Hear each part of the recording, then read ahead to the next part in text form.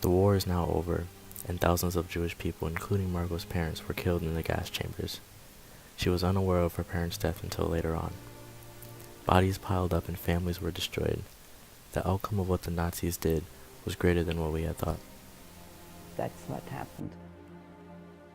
We had no idea. I mean, during all this time we were hiding, we had no clue there was an Auschwitz until I was in the children's home and we got people from Auschwitz to come.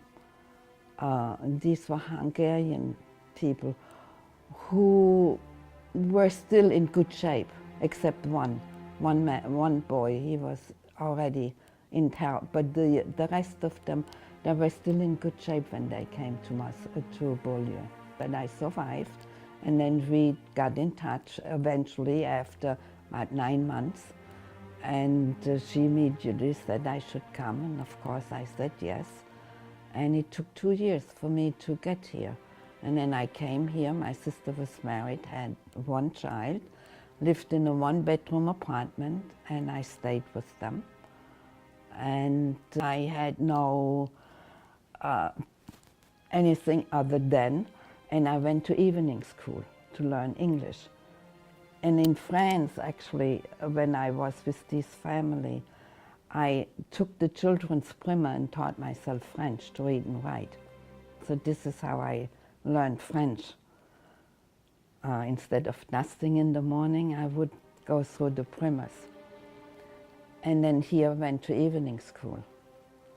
And I stayed with my sister. And when I came, and not only I, when all of us came at that point, we were all told, forget what happened, we don't want to hear, don't talk about it.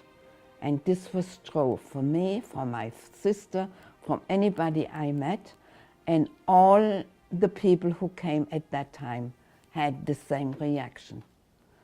In 1991 was the first reunion of the Hidden Children in New York City, and I went. We had 15, I think there were 1,500 people, and we had workshops, and in every workshop I went, everybody had the same complaints. We were told not to talk about it. Nobody wanted to hear, nobody wanted to know, and nobody thought of maybe it would be helpful if we could talk about it.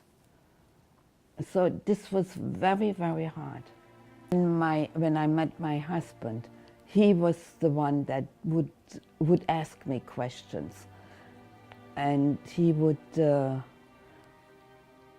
know, the first time, but nobody else ever wanted to know.